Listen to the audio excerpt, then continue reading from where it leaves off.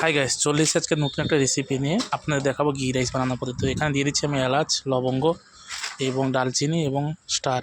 তো এটা দিয়ে আমি ঘির মধ্যে একটু শর্ট করে নেবো। তারপরে দিয়ে দিচ্ছি আমি দেখো স্লাইসওয়ালা বিনস এবং ক্যারেট এবং কাঁচা লঙ্কা। তো এটাকে আমি ভালো করে ঘির মধ্যে একটু ফ্রাই করে নিব। দেখো খুব সুন্দরভাবে কিন্তু আমি এটা ঘির মধ্যে কিন্তু ফ্রাই করে নিব।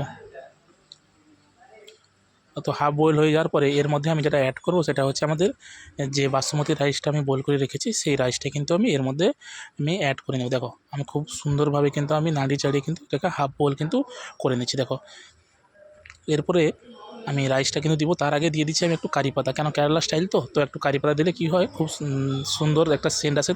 তো কারি পাতাটা আপনারা চাইলে ইউজ করতে পারেন। তো কারি পাতা দিয়ে দিচ্ছি। এরপরে আমি দিব আমাদের বাসমতি রাইসটা আছে যে বয়েল করা রয়েছে, ওই রাইসটা কিন্তু এর মধ্যে অ্যাড করে দিব। দেখো একটু আমি বাসমতি চাল একটা লাডার একদম সামান্য অল্প কিন্তু পরিমাণে আমি এর মধ্যে বাসমতি রাইসটা কিন্তু অ্যাড করে দিলাম। তো এটাকে ভালোভাবে নাড়িয়ে ছেড়ে ভালোভাবে খুব সুন্দরভাবে কিন্তু আমি মিক্স করে নিব।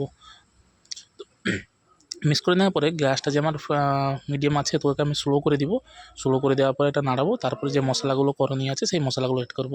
এর মধ্যে দেখছো ব্রাউন অনিয়ন মানে অনিয়ন মানে পেঁয়াজগুলোকে ভালো করে ফ্রাই করেছি, তার সঙ্গে কাজু এবং কিশমিশও দিয়েছি। তো একটা দেখতে ভালো লাগে আর কি, মানে ওই ব্রাউন অনিয়নগুলো দিলে। তো তারপরে দিয়ে দিলাম ধনেপাতা, কোরিয়ান্ডার লিভটা দিয়ে দিলাম। তারপরে দিয়ে দিব একটু নুন।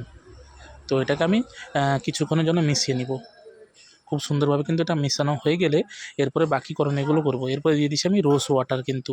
দেখো রোজ ওয়াটারটা আমি হাফ স্পুন মতন আমি ছিপি মেপে দিচ্ছি। তো হাফ স্পুন মতন চাইলে আপনারা ইউজ করতে পারেন। রোজ ওয়াটার দিলে কী হয়, সেন্টটা খুব সুস্বাদুভাবে সেন্টটা কিন্তু আসে। দেখো খুব সুন্দরভাবে কিন্তু আমি রেডি করে নিচ্ছি। দেখো আমাদের ভিডিও যদি ভালো লেগে থাকে অবশ্যই আপনারা এই পেজটিকে ফলো করবেন। দেখো অসাধারণ লাগছে কিন্তু ঘি রাইসটা। Thank you.